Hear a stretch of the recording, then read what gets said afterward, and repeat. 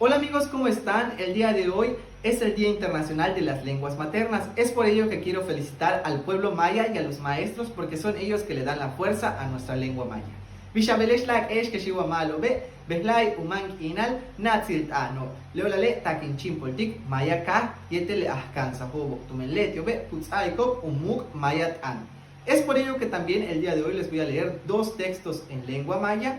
Uno se titula Mayat an, lengua maya, y el otro, Utial Juntul Kichpan Kolen, que significa para una mujer hermosa. Espero y les guste estos textos que fueron recopilados del libro de literatura maya 3. Y este es el primer texto del día de hoy. Lleva por título Mayat An, lengua maya. Huyalik Beya. Y dice así.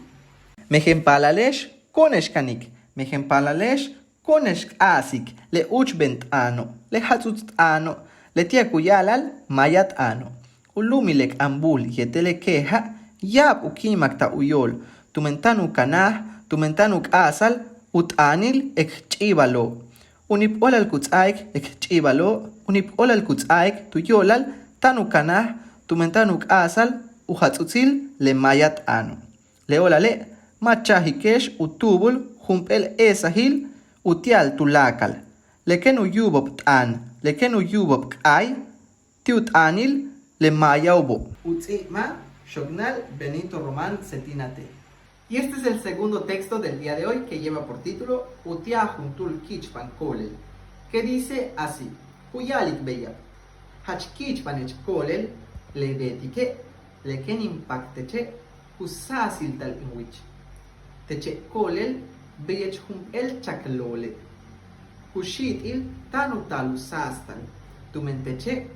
Kahatsutskintik inkushtal. Kichpan kolen, mishpik inhelu pahtal intupsikache. Tumenteche, kakimah kunsik impuksik al. Utzima Shognal Santiago de Jesús Pacheco Villamonte. Y la traducción del poema anterior sería de la siguiente manera: para una mujer hermosa. Mujer, eres muy hermosa. Por eso, cuando te miro, se iluminan mis ojos.